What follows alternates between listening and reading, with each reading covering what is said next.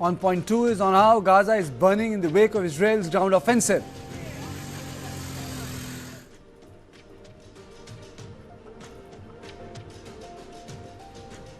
On point 3 is on the likely rollback of tariffs on India by November after an Indo-US trade breakthrough. And let's take a quick look at the headlines. After EC's fact check, Rahul Gandhi doubles down on his vote chori charge, alleges that CEC has blocked all incriminating evidence. After Anurag Thakur, BJP's Amit Malviya takes on Rahul Gandhi's vote chori claim, says his statements are contradictory.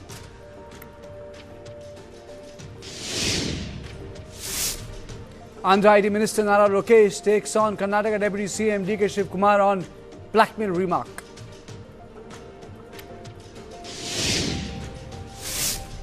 CGI BR Gavai issues clarification over remark on Vishnu Idol, says remarks misinterpreted on social media.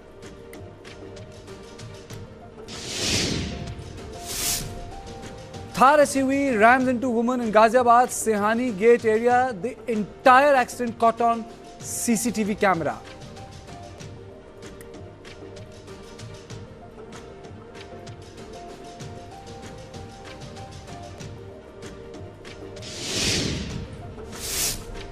US Embassy in New Delhi says it has revoked and denied visas to some Indian business executives over involvement in trafficking fentanyl precursors.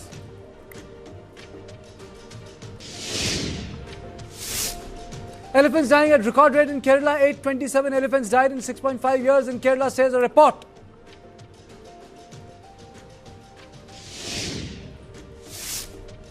Kangana's bold response to Ali Garhi's slap remark, says, I am loved in Tamil Nadu, can go anywhere to silence critics.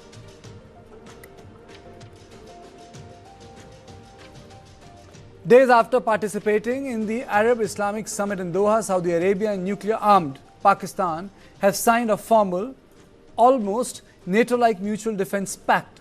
Saudi Crown Prince Mohammed bin Salman and Pakistan's Prime Minister Shahbaz Sharif signed a defence agreement under which an attack on one nation will be treated as an attack on the other. Pakistani state television showed Shahbaz Sharif and Mohammed bin Salman, the kingdom's de facto ruler, embracing after signing the agreement. In attendance was Pakistan's Army Chief Asim Munir.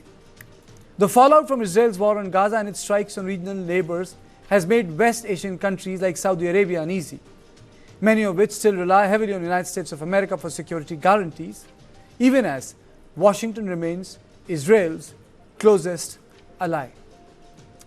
According to the Saudi press agency, the pact was signed during Shahbaz Sharif's visit to Riyadh. A statement from the Pakistani Prime Minister's office said, I read it verbatim.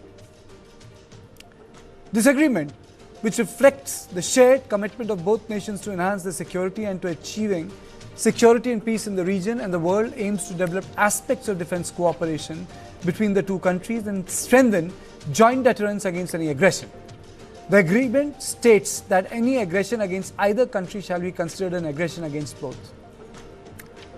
The Ministry of External Affairs reacted with caution to the development. Spokesperson Randeep Jaiswal said the government was aware that the pact had been under consideration for some time and noted that it formalizes a long-standing arrangement between Saudi Arabia and Pakistan. The statement added that India would study the implication of agreement for national security, regional stability and global peace, while underscoring that the government remains committed to safeguarding its interests across all domains. India is watching the developments in Riyadh closely. India's engagement with Saudi Arabia has deepened steadily over the past decade. India is now the second largest trading partner for Saudi Arabia and a vital energy supplier, while a large Indian diaspora lives and works in the kingdom. Prime Minister Modi has visited Saudi Arabia 3 times and was awarded nation's highest civilian honor in 2016. In April this year, during Prime Minister Modi's state visit, both sides jointly condemned the Pahalgam terror attack and reaffirmed that there can be no justification for terrorism of force supporting cross-border infrastructure for militancy. Against this backdrop, Saudi Arabia's decision to formalize its military relationship with Pakistan is being closely tracked. It does not mean that Riyadh is turning away from India, but it underlines the kingdom's balancing act between Delhi and Islamabad. But the fact of the matter is, today Pakistan finds itself in a very cozy space after creating a big cushion with China, Kingdom of Saudi Arabia and Turkey. Agreement looks like NATO, but it's not NATO. It is a bilateral pact whose practical scope remains unclear. Agreement is not clear on the issue of nuclear umbrella. Experts believe that Israel's aggression has pushed Saudi Arabia to finalize the deal. Doha attack sent shockwaves in entire West Asia, and experts argue that it looks more like a signal to Israel. And on top of it, if I may bring this to notice of my viewers, this agreement has come at a time when Jaish-e-Mohammed commander Masood Ilyas Kashmiri has exposed Pakistan's direct patronage of terrorism. In a video, Kashmiri revealed that Pakistan Army Chief General Asim Munir instructed senior officers to attend the funeral of terrorists killed during India's Operation Sindoor. In another video from the same event, he openly acknowledged the involvement of Masood Azhar in terror strikes on Indian soil, including Delhi and Mumbai. This disclosure follows another recently surfaced clip where Kashmiri admitted that India's Operation Sindoor strike had hit Masood Azhar's family in Bahawalpur. So the question is, how will Kingdom of Saudi Arabia react when India takes out terrorists from Pakistan? Will Saudi Arabia come to Pakistan's help? Pakistan and Saudi Arabia share a long history of military cooperation. It is a fact. Since 1967, Islamabad has trained over 8,200 Saudi military personnel, and the two nations have conducted multiple joint exercises. Saudis on multiple occasions have also bailed out Pakistan financially. Describing the deal as the culmination of years of discussion, a senior Saudi official told Reuters that it was not a reaction to any recent conflict or country. This is a comprehensive defensive agreement that encompasses all military means. So the big question I ask today, what are the consequences for India? Operation Sindoor is on pause. If India takes out terror houses in Pakistan, how will Kingdom of Saudi Arabia react? And finally, is it a result of Israel's attack on Doha? And why is there no clarity on nuclear umbrella?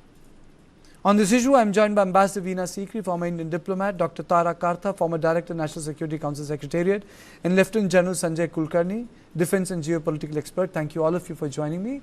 Let me straight away go to Ambassador Sikri. Madam, your opening comments on this Defence Pact. Well, I would like to just raise 2 or 3 points. I think that it has come as a surprise to everybody, although our Government of India statement did say that they have been following this, tracking this for some time. So obviously they had some more information. I think firstly, we have to look at it from Pakistan's point of view. Pakistan has been creating a narrative ever since Operation Sindoor that they are the victors, that they are the ones, and they're quite completely ignoring evidence, to the contrary from India, from satellite views about the destruction of their command and control center, their runways, etc., and their aircraft in large numbers. But they're saying to everybody that we are the victim. This is the narrative within Pakistan. To bolster that, they showed how America now needs them so much. The Asim Munir lunch with President Trump and so on. This is the second in that same narrative, that how Saudi Arabia now needs them so much, and they have concluded a mutual defense agreement with Saudi Arabia. I think so. This is something that Pakistan must have demanded from Saudi Arabia at this time. And of course, this is in keeping with that Saudi Arabia having given so many millions to billions to Pakistan at different intervals. The second aspect, of course, is what we have also discussed about the Islamic NATO concept, where in response to Israel's attack on Qatar, the Islamic nations are very concerned, and this is a kind of a show of strength, a show that this is the kernel, the seed of the Islamic countries' response, where Pakistan and Saudi Arabia want to take the pole position in that response, and maybe other countries will join in and they will try. But I don't see how an Islamic NATO can work, because all the Islamic countries, they have lots of money, but they buy their weapons either from America and now from China as well. So, if you're going to have an Islamic NATO, who's it against? Is it against the other NATO? And which are the weapons you're going to use to fight them, because you don't have your own weapons? I think the question of the nuclear umbrella is a moot one, because some people had even speculated at some time in the past that will Pakistan's nuclear weapons be kept in Saudi Arabia to save them from some kind of attack or anything from India.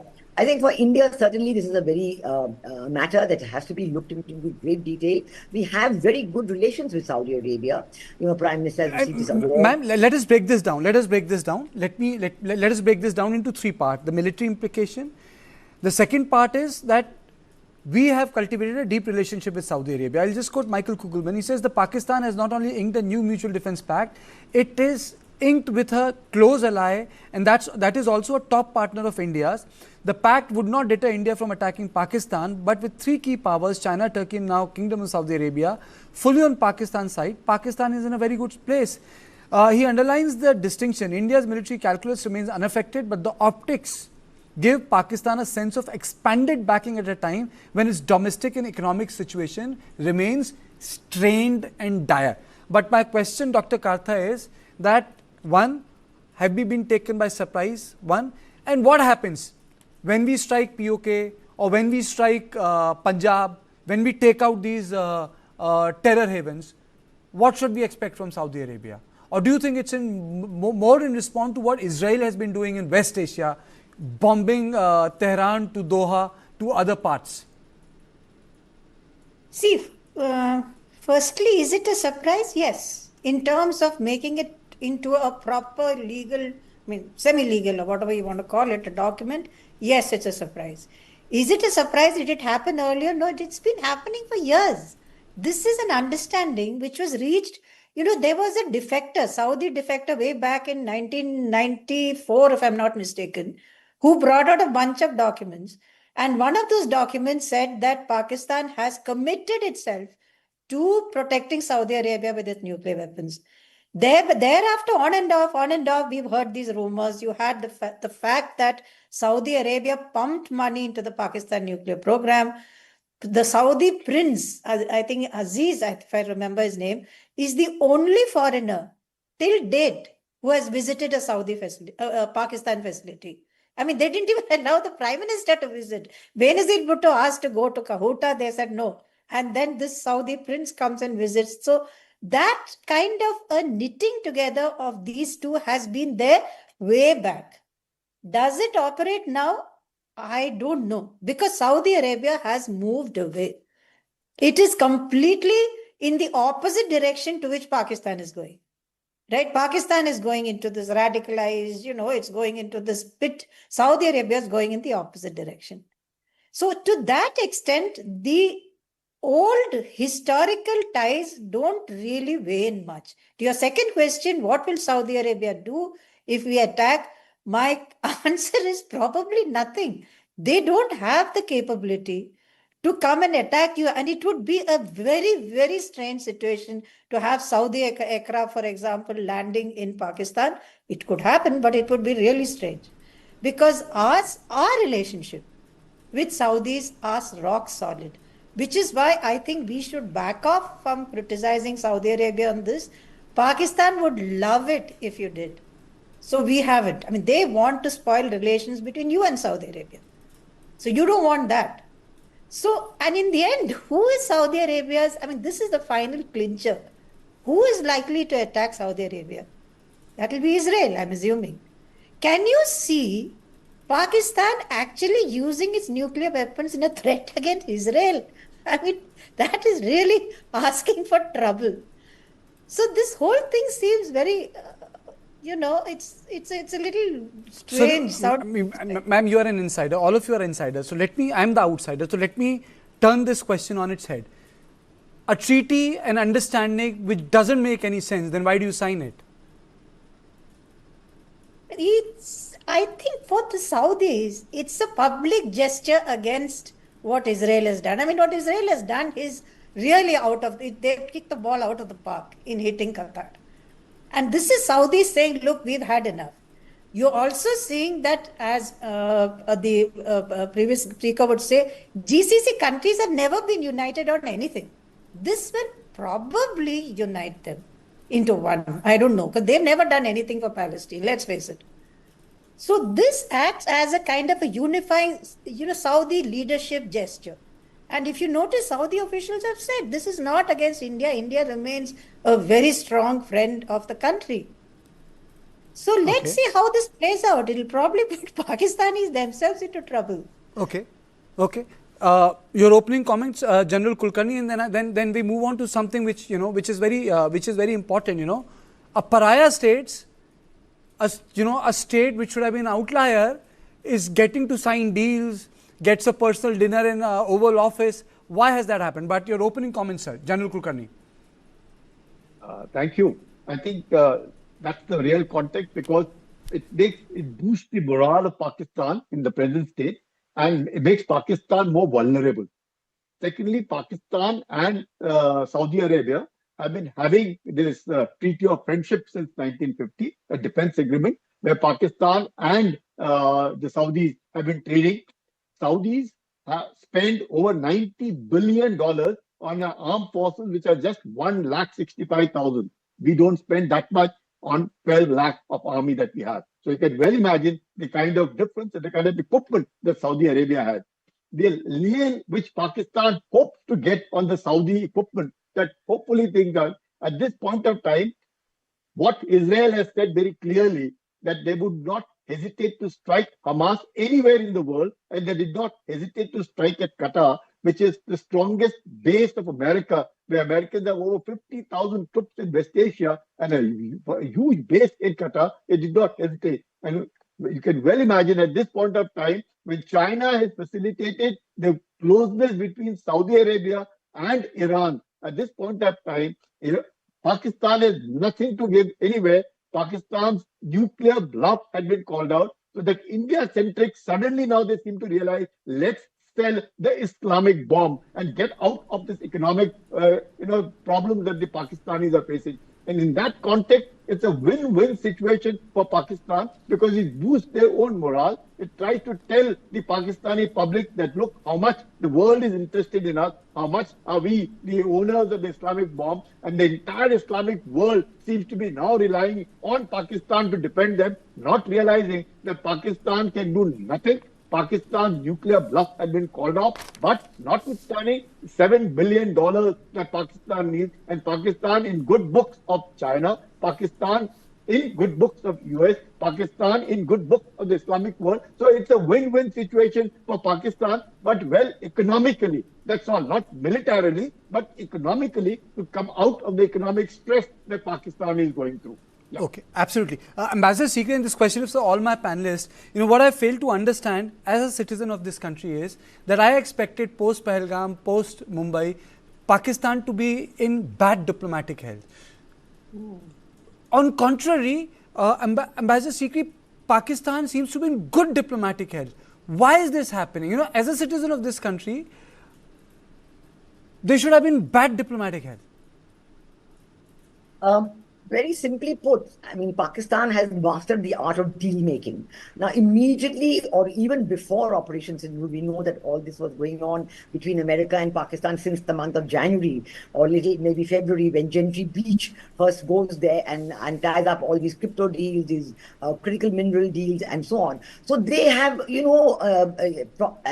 the Trump family, the Trump personal family with their new company on crypto, they are directly involved in this deal. So Pakistan has made themselves indispensable to the president's family in the USA on the basis of offering these crypto deals. We know that immediately after November 2024, when President Trump's election had been, that had been certified, as it were, they immediately hired about 12 or 13 lobbyists all across Washington, D.C., and some of them, like President Trump's former security guard, whom he meets very, very often, etc., etc. So this is the art of deal making, and they have But immediately... we could have also done so. I mean, so you have served in so many countries. I mean, so we also hired lobbyists. Why didn't we do that? We can hire better lobbyists.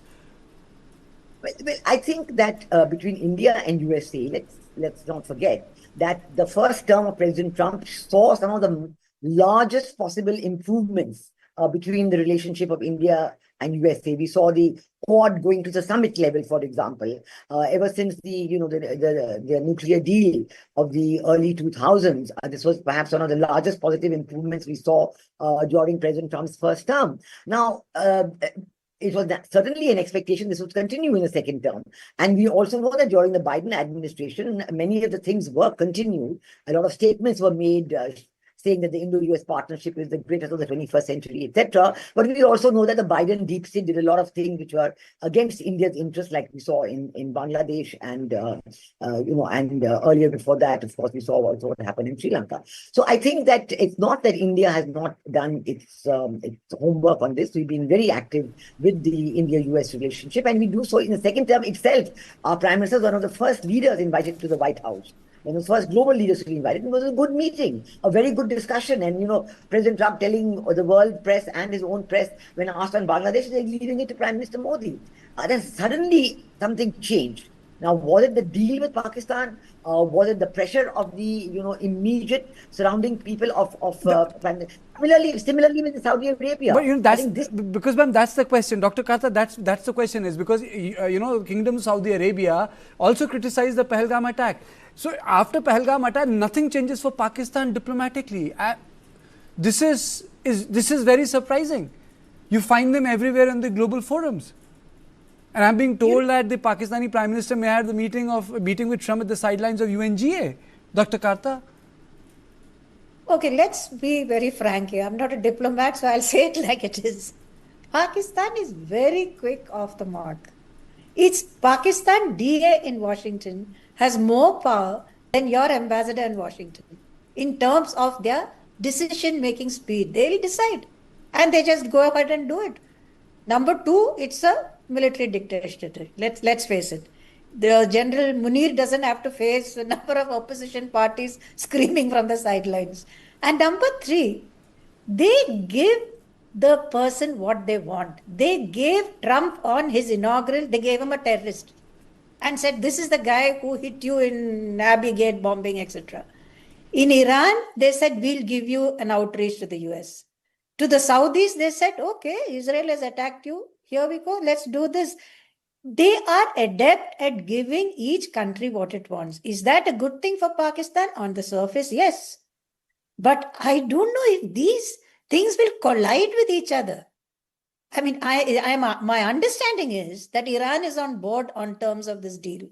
That the Saudis, I'm assuming, because the Iran foreign minister was there a day earlier, that they are okay with this. If they are not, that's very dangerous for Pakistan. So it looks very good, and it works up to a point. Beyond that, if it works, I don't know. Dr. Kata, do you think that it's that Israel is now started to really complicate the situation in West Asia, even complicating it for Indian diplomacy? Yes, absolutely, yes. I mean, this has gone beyond what, while I have a very deep regard for Israel, this is beyond what anyone with some humanity can countenance. What they're doing in Gaza. Taking out Hamas, I would still be okay with it, because these people, why did Qatar give shelter to all these people? But that was an office. Hamas was there as an agreed negotiating position between these two sides. Why did Israel do what it did? I don't know. So my concern is, by the way, if I can just make one point. Sure, ma'am. One problem we're going to have is that Saudis will start funding the Pakistani defense forces. Number two is, if there is a clash, your question, yes, it's going to leave Saudi Arabia under pressure to do something. Okay, General Kulkarni, do you agree that this is one lever which Pakistan has acquired, sir? Pakistan is a nuisance state. it must make itself relevant in the world today. And in that context, yes, Pakistan maneuvers anywhere and everywhere, wherever it finds, because it's unable to do anything. Can't invest in militarily, can't do very much, but has that India-centric and, making India and making a narrative, making it sound that, well, and Pakistan has decided to bleed India with 1,000 cuts in whatever way, in whichever way, and wherever it should be, and wherever it can be. In that context, definitely, as a Pakistani, they would say, yes, it's a win-win situation for Pakistan. But what is Pakistan? In fact, it made itself more vulnerable. Because all said and done, what Yasser Arafat said, that thank God for Israel that we have at least a common enemy, that we at least look at it as an enemy. If Israel was not there, we would be fighting amongst each other. There is nothing in common. If that was so, why weren't the Palestinians helped and assisted since 1948 till date? Why hasn't Egypt, with a 12-kilometer border with Gaza, ever opened its border? Egypt was in Gaza till 67, till Israel took over Gaza. Well, in that context, you find there is no unity in West Asia.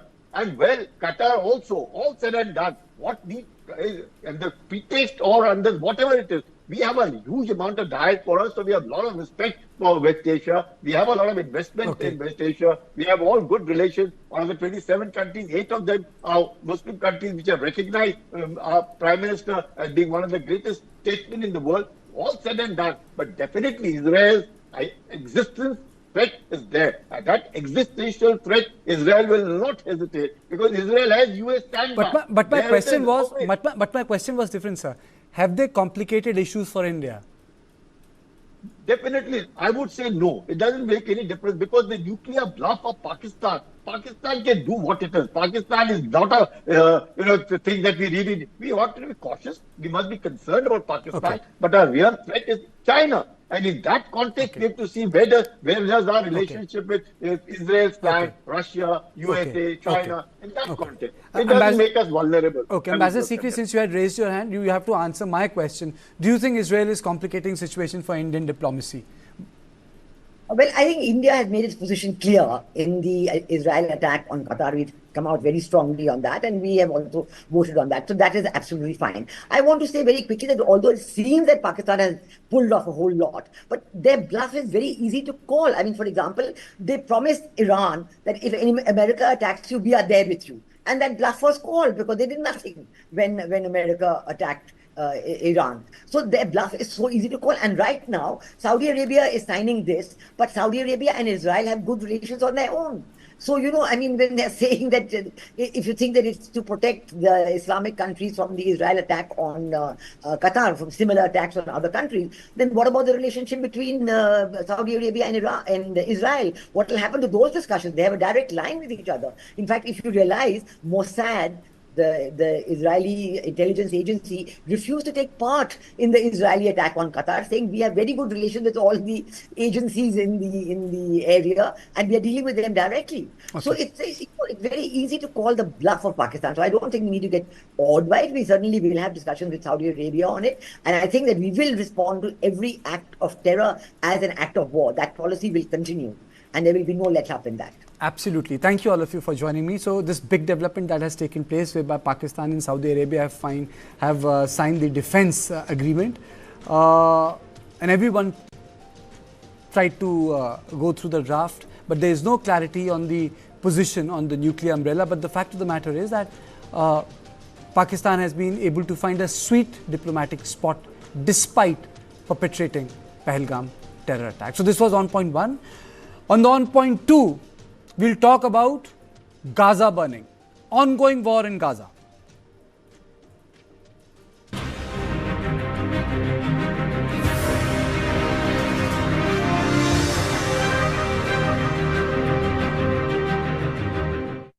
मैं कहना चाह रहा था कि prominence नहीं है, prominence मतलब prominence Windows, इसमें है हाईएस्ट वेदर रेजिस्टेंस और घर को रखे safe from termite, seepage, dust and noise. Wooden finish से लेके कंटेम्परेरी कलर्स तक। Prominence for the world you deserve.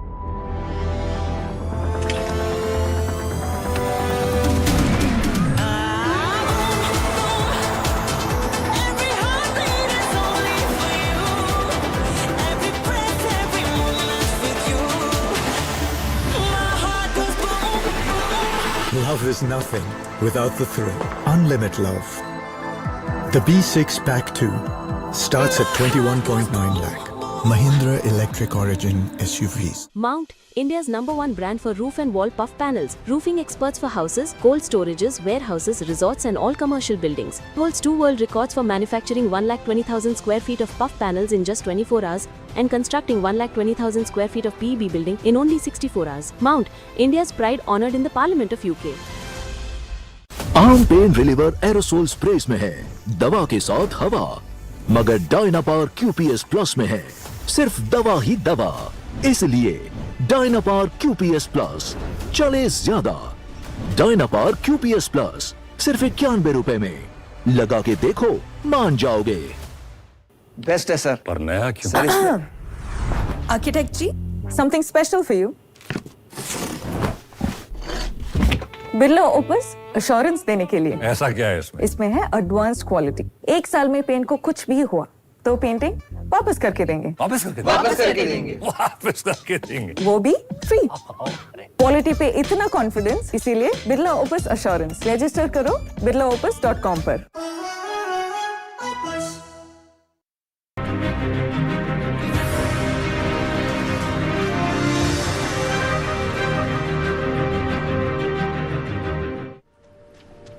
Gaza is burning.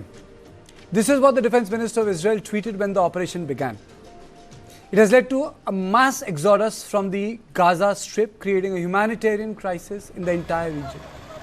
Israel wants to dismantle the last inch of terror infrastructure, but Hamas is not to surrender. Now, sustained ground action has led to demolition and knocking down of multi-story buildings and tanks rolling down inside the Gaza city. Once a bustling center of humanity, today lies in complete ruin. The job of the army is to kill 3,000 Hamas terrorists suspected to be inside Gaza city. Our old tent is already broken. If we buy a new one, we have to spend 2,500 to 3,000 new shekels, about 747.5 to 897 US dollars. Previously, when we moved to the south, there were still some empty spaces, but now most of the land have been occupied and stationed by Israeli army. Now we have lost so many family members. We have to flee to the south. This is not easy, as the cost is high and the traffic is poor. Families are forced to be apart. These days, the cost of fleeing, even for a small family, would be 1,500 new shekels. This is only for moving and transporting goods, not including tents and other stuff. If they want to settle down, at least 5,000 to 6,000 new shekels would be needed to set up tents and prepare living necessities. Now let me take you through some of the reactions of the principal stakeholders on this issue, because globally this has become a topic of big debate, that when will war in Gaza come to an end? A lot of people are saying that this war is not required now, but Israel says this is required because it is an existential crisis for them. So let's look at the complete picture. הלילה, בהתאם להנחיית הדרג המדיני, פתחנו בשלב הבא במסגרת מבצע מרכבות גדעון. מטרת המבצע היא השבת החטופים והכרעת החמאס בעיר עזה. אנחנו פועלים על פי תוכנית סדורה שגובשה על ידי מפקדי צה"ל ואושרה על ידי הדרג המדיני. כוחות צה"ל החלו הלילה בהתקפה אל עבר ליבת העיר עזה.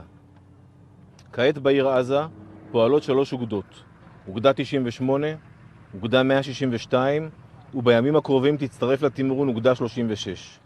אנחנו מרכזים מאמץ התקפי בעיר עזה, שימשך ככל שידרש על פי תוכנית סדורה ומתפתחת, עד להשגת מטרות המלחמה. Everything and mobilize as much as we can the international community to make sure that the two-state solution prevails. And the question is simple: what is the alternative? It's a one-state in which one people is deprived of basic rights, one state in which one people is moved out of their land. Is this possible in the 21st century? Is this acceptable in the 21st century?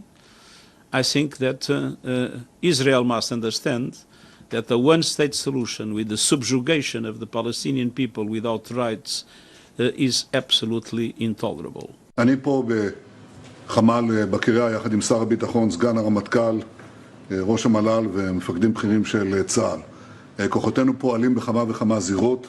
לפני דקות אחדות הטייסים שלנו תקפו את נמל חודדה בתימן, זה נמל האספקה הראשי של משטר הטרור של החות'ים.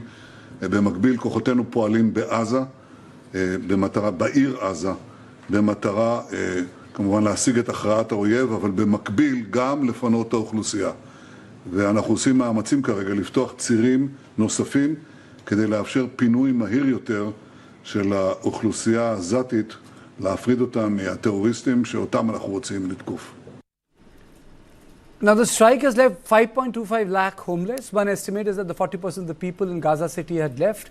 Hamas says 3,50,000 had left their homes in the eastern part of the city, heading to the displacement shelters in the central and western areas, while another 1,75,000 people have fled city altogether. Now much of the Gaza has been destroyed and much of the people have left the area. Now let me introduce my guests. I am joined by Reshaya Rosenman, freelance researcher and journalist, live from Jerusalem. Yanki Fava, senior journalist, the Orthodox Community of Israel from Tel Aviv. Thank you so much. And Julia Krill, executive director, BNK Agency, live from Milan. Thank you so much. Let me straight away go to Yeshaya. When will this war in Gaza come to an end, sir? Well, I think if you look at, well, first of all, the war will end when the enemy will concede defeat. That's the first formula, I would say. Now, what does defeat look like? I think that's an interesting question. One paradigm would be talking about denazification. Basically, the first stage of denazification, the defeat of the Nazis and the Japanese, was having them admit defeat and unconditional surrender. The Japanese emperor was forced to go on the radio and declare that he is not a god, etc. So that is one way of looking at it. And then the denazification of the population, given that the population is so radical, that would mean taking over the entire education system, media, religious messaging in Gaza. And it should also be mentioned, something that should have been done a long time ago, because the first thing that is done in conflict zones anywhere in the world where there are humane actors is evacuating the civilian population. And this is something that Egypt, the culprit here is Egypt, did not allow the Gazans to flee because they want to allow Hamas to use them as a foreign shield, as a human shield, and to prolong the war and just for fight Israel to the last Palestinian. So the other objective that must be met to end the war is, given that the majority of houses in Gaza are damaged or destroyed, is finding these people a place to live elsewhere, relocating them elsewhere. I don't mean forcefully relocating them. I mean allowing whoever wants to leave. And according to everyone's best estimates here in Israel, almost everyone's best estimates here in Israel, the majority of the population would leave. Whether it's 60% or 80% would leave if they had a place to leave too. Okay. Mr. Fava, your opening comments? A lot of people are saying that the response has become disproportionate, sir. Well, people probably forgot how the war started. People forgot who is behind the war. People forgot that we still have 48 hostages. Probably like half of them are dead. We didn't start the war. On 7th of October 2023, I was in synagogue. I was praying, celebrating our holiday, and all of a sudden there were sirens all over, and I was picked up by a car. And actually, I am religious, so this was the first time in my life, I am age 45, that I opened a cell phone, a mobile phone, on Shabbat, on the Saturday. We didn't start this war, but we need to end this war. Now, the majority in Israel wants the war to stop. They want all hostages back, and yes, even we have to pay a price for it, like releasing some terrorists from our prisons in Israel. But Hamas refuses for every agreement. I know people don't believe us. We're used to it. I know people don't like us. I know many people don't support us. But Hamas refuses everything. That's why Israel wanted to kill all those Hamas terrorists in Qatar, because they refused to every agreement that Israel agreed. So I see the pictures, I see the videos, and I see the people in Gaza walking without a house, living on the street, starving. I see them all. I see everything. Nobody's happy with it. It's very sad. And yeah, I know some extreme people in Israel maybe celebrate it, but the majority in Israel don't like it. I don't care what the media in the world are saying, but I know the fact. I go to those places. I have many friends in the IDF serving in Gaza. Nobody's happy with the situation. Everybody wants the war to stop. Everybody wants the war to be over. We are dealing with a whole bunch of terrorists that unfortunately the world doesn't care. Not about us, not about them. The world doesn't care about anything. The world only cares about itself. Europe is busy with Russia. America is busy with other things. And we, the Israelis, need to struggle ourselves how to end this war. At the moment, Israel has no choice. And going inside the city of Gaza and just to kill all terrorists and get our hostages back. Okay, Julia, your opening comments. Thank you so much for joining me. Yeah, actually, I just arrived back from Jerusalem yesterday. We went to see on the border with Gaza the sites of the Nova Festival where October 7th happened. We went to see Kerem Shalom on the Israel-Gaza Strip and Egypt border, which is facilitating the passage of the humanitarian aid. We heard stories from people who were in the response teams on October 7th from IDF, and I do see that everybody wants the conflict to end, but the only people responsible for conflict to end should be Hamas. They could put down their weapons, they could release the hostages, they could leave Gaza, and they could allow the city and the people of Gaza to actually experience some normalcy. But this is not happening. And this is why IDF launched their mission in Gaza City these days in order to finally end the war. And as we see, the enemy is not the people of Gaza, it's not the Palestinians, but it is Hamas. So I'm very sad to see that in the international media there is lack of understanding of that aspect. And yeah, we just have to see the developments in the next couple of days. But yes, Julia, I completely agree that Hamas is a terror organization. It needs to be completely dismantled. But the Gaza Strip in itself has become unlivable for the people there. Yeah, yes, of course. It was going to take a lot of time and effort to rebuild the city, but in order to achieve that, the area needs to be free from Hamas in order to, as my co-speakers mentioned, to de-radicalize the area and to demilitarize the area, because there is no way to rebuild the city when there is still kilometers and kilometers of tunnels under the city, and there is still a terrorist organization who is de facto hosting control of it. So there won't be any opportunity to redo it, because even if we freeze it for the next 5 years, there's the same thing is going to happen again. Okay. Yeshaya, do you think politically there is any appetite for two-state solution left in the state of Israel? No, this is quite clear. All the polls, the big media channels in Israel, broadly speaking, were very supportive of the peace process from the beginning, from the 90s. And even nowadays, on their polls, the two-state solution, gets no more than 20% in public opinion, which essentially means it's dead. Only the real diehards still support it. It has no support among the vast majority of the Israeli population, and it will not have any support for the foreseeable future. So what will be the relationship, Mr. Favre, of the relationship between West Bank and the Gaza Strip with the state of Israel in future, if there is no political appetite for a political solution, sir? Well, it's very hard to answer this question because as one of the parties in the Israeli parliament, the right-wing, extreme right-wing party, they demand to take over West Bank and put it under an Israeli authority, officially an Israeli authority. The world is putting pressure on Israel not to do it.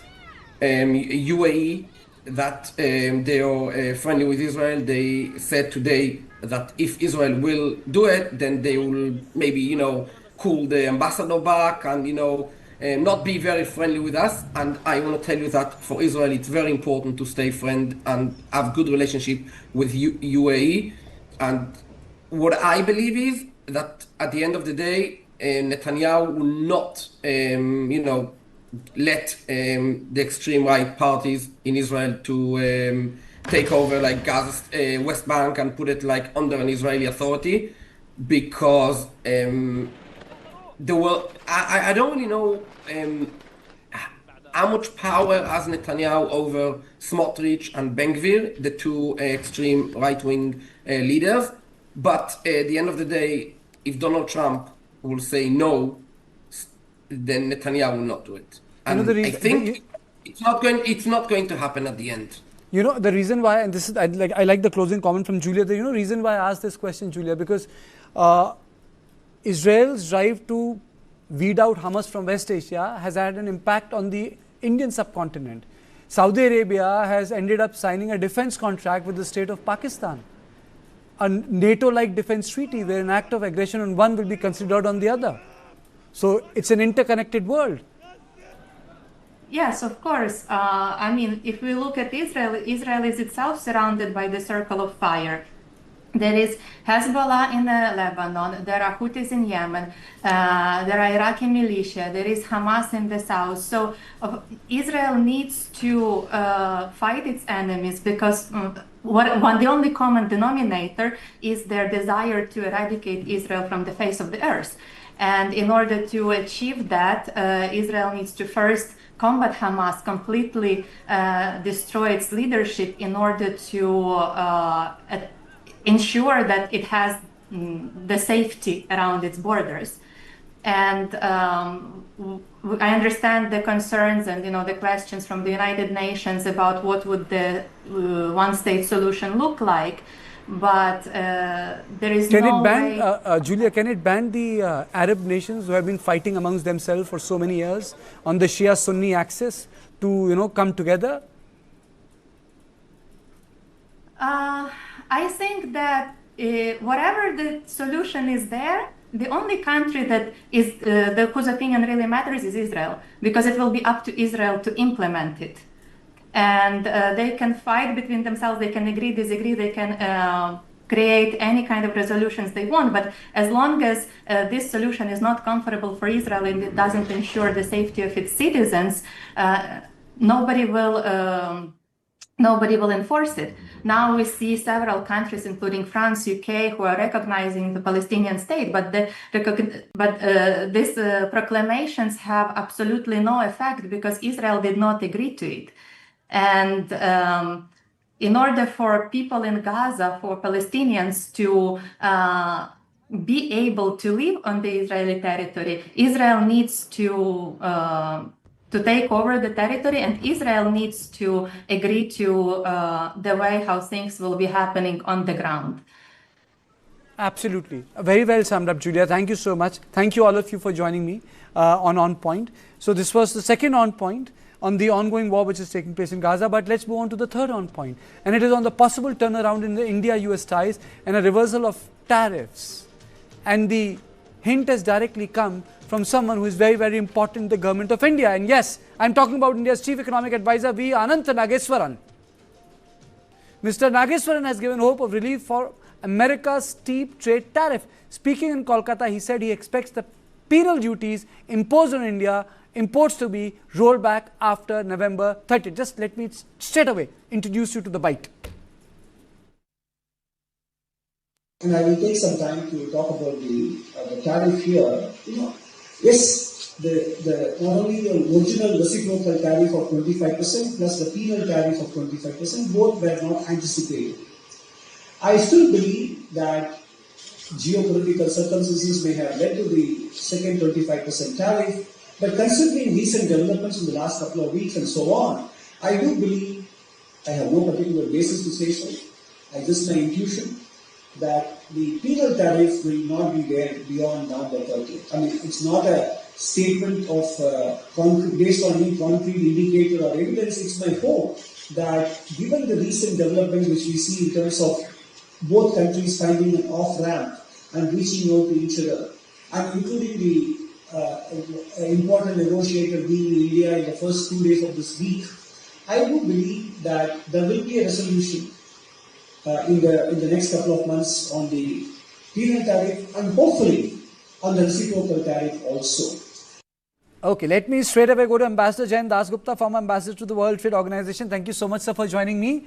though he says that it's his gut feeling, no one says like that, sir. And if you are a senior functionary like that in the government of India, you don't say these things. Well, he must have had some reason to say this, and I think the portents are there that there could be a possible trade deal by November, as Prime Minister Modi and Minister Goel have also indicated. Yes. But one of the things which I'm sure would be put on the side of India would be that this 25% has to be rolled back, otherwise there is no agreement. And I think the CEA is banking on that would be a precondition, a kind of a red line for India, that this 25% secondary tariff has to be rolled back completely. That is one thing. The second point is that if the other 25%, which was levied on the 7th of August, that remains, then India, in terms of its labor-intensive industries like clothing and textiles, leather, gems and jewelry, shrimp, etc., it doesn't, remain competitive, because all its competitors in the neighboring countries like Vietnam, Bangladesh, Pakistan, Indonesia, Malaysia, they are all at 19-20%. So that will also have to be rolled back. Whether it is 20% or 15%, that remains to be seen. So these are some of the things I think which have led the CEA to give this prediction that by 30th of November.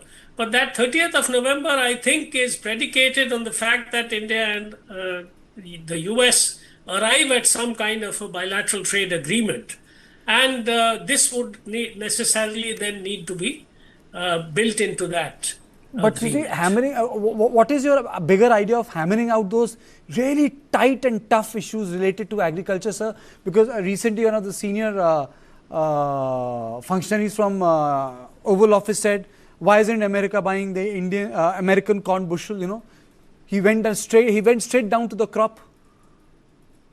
Well, I am, I just saw a piece by Chidanand Rajghat, who's a very senior journalist, yes. and who writes from the US now. He has mentioned that there is widespread, misery and apprehension amongst the soya and corn farmers of the Midwest, who are very strong MAGA supporters and supporters of President Trump, of course, because China has stopped buying soya from the US, and it has now again shifted to Brazil. And this is going to cause havoc with the soya prices and cause very widespread hardship amongst the soya farmers. Similarly, it is with respect to corn. Now, one of the things which the Americans don't seem to realize is that India is self-sufficient in corn. In some years, it actually exports corn. So where do we accommodate the corn, sir? So why should it, allow corn to come in and heavily subsidized corn at that, and GM corn in all likelihood? So these are some of the things which the US administration needs to get into its head, that this is a no-go area. That is not going to work. If it is something which is required for our blending of 20% with ethanol with gasoline, that is a different issue, and that perhaps could open the door a little bit to work out. Are you hopeful, sir? About this whole agreement? Yeah, the big picture. It's not a question asked just like that. I think the US will have to accept that there would be these red lines and they will not be able to cross them. On Russian oil, I think the Indians will stick to their stand that we will keep buying. So if these are acceptable to the Americans and they want to pocket the near zero duty which India seems to have offered according to President Trump in his numerous speeches, then I think it would be a good deal for the US. And then there could be an agreement. Okay, thank you so much, sir. Thank you so much for joining me from London. So this was one good news which came where the Chief Economic Advisor, Anantha Nageswaram, said that it's his gut feeling that by November, everything will be hunky-dory, and I also hope so. So this is all I had on Point today. I'll see you tomorrow at the same time. Thank you. Good night.